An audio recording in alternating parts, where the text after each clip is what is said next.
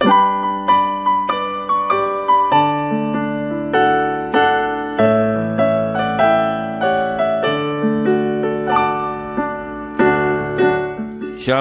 salam sejahtera bagi Bapak Ibu Saudara-saudara, anak-anak yang dikasihi oleh Tuhan Yesus Kristus. Jumpa kembali bersama saya Pendeta Eka di dalam renungan firman Tuhan pada hari ini, hari Senin 30 Oktober 2023. Sukacita dan damai sejahtera dari Tuhan Yesus kiranya menyertai hidup kita sekalian. Puji nama Tuhan. Pembacaan firman Tuhan hari ini sampai pada Kisah Para Rasul pasal yang ke-25. Kiranya firman Tuhan memberkati kita sekalian. Baik, sebelum kita akan bersama membaca dan merenungkan bagian firman Tuhan hari ini, kita akan berdoa. Tuhan Bapa di surga, di dalam nama Tuhan Yesus, mengucapkan syukur terima kasih atas kasih pemeliharaan Tuhan bagi hidup kami.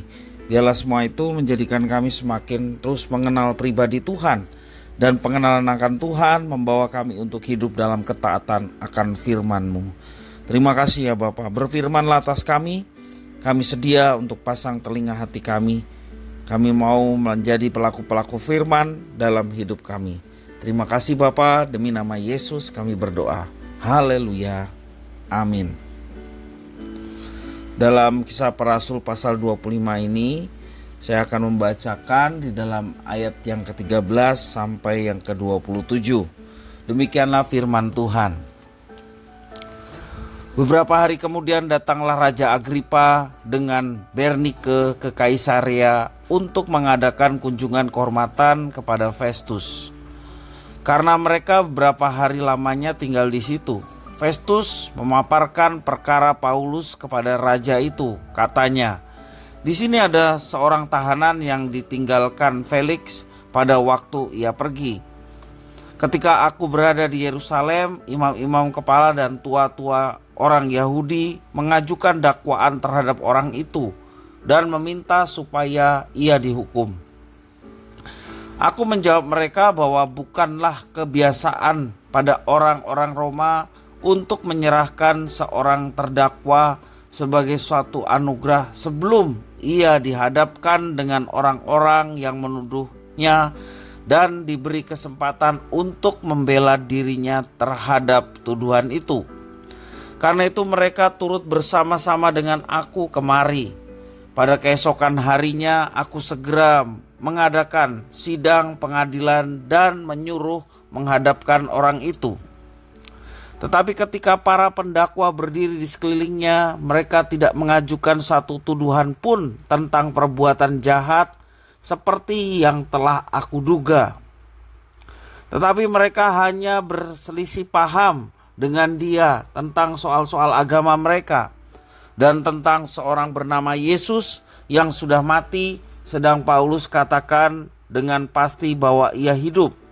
Karena aku ragu-ragu bagaimana aku harus memeriksa perkara-perkara seperti itu, aku menanyakan apakah ia mau pergi ke Yerusalem supaya perkaranya dihakimi di situ.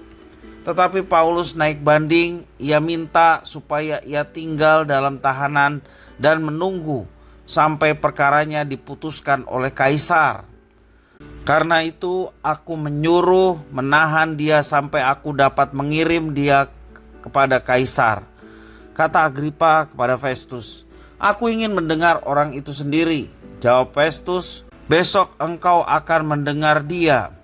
Pada keesokan harinya datanglah Agripa dan Bernike dengan segala kebesaran, dan sesudah mereka masuk ruang pengadilan bersama-sama dengan kepala-kepala pasukan dan orang-orang yang terkemuka dari kota itu, Festus memberi perintah supaya Paulus dihadapkan.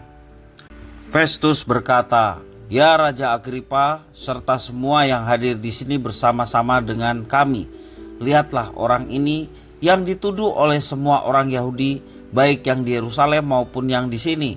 Mereka telah datang kepadaku dan sambil berteriak-teriak mereka mengatakan bahwa ia tidak boleh hidup lebih lama.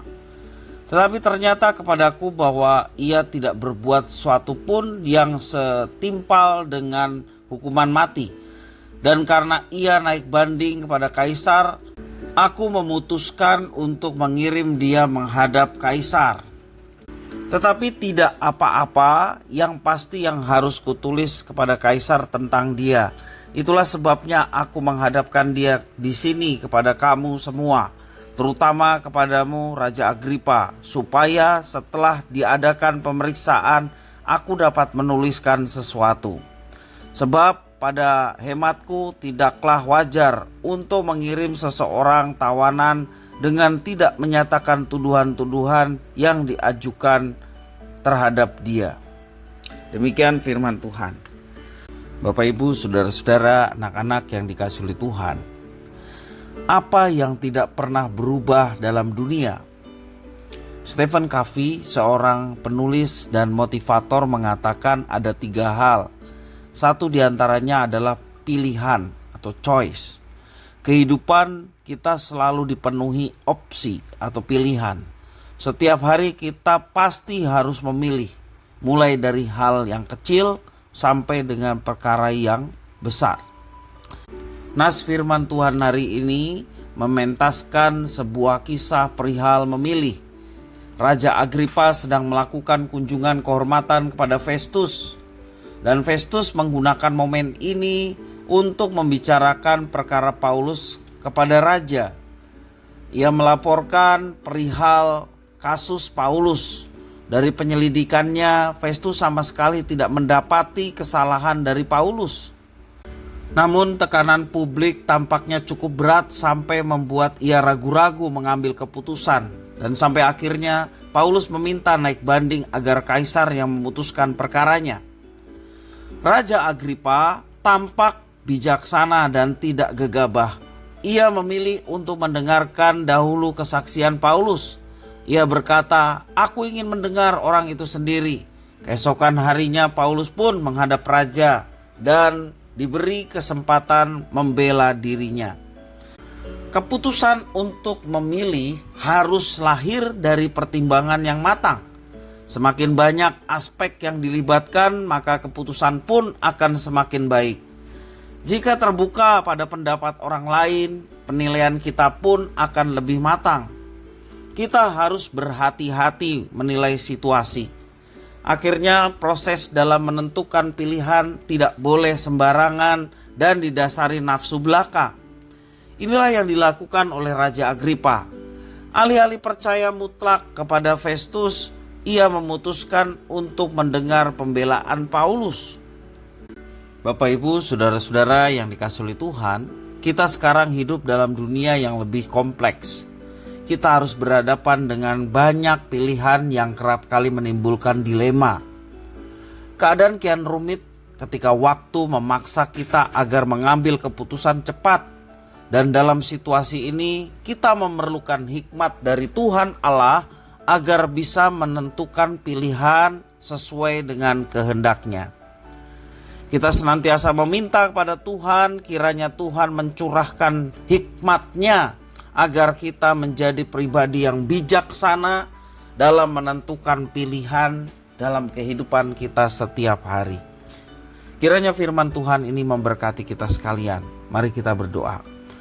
Terima kasih ya Tuhan atas firman-Mu. Engkau memampukan kami untuk kami dapat melaksanakan firman Tuhan dalam hidup kami. Terima kasih ya Bapa, inilah diri kami sedia untuk menjadi pelaku-pelaku firman. Di dalam nama Tuhan Yesus kami berdoa, haleluya, amin.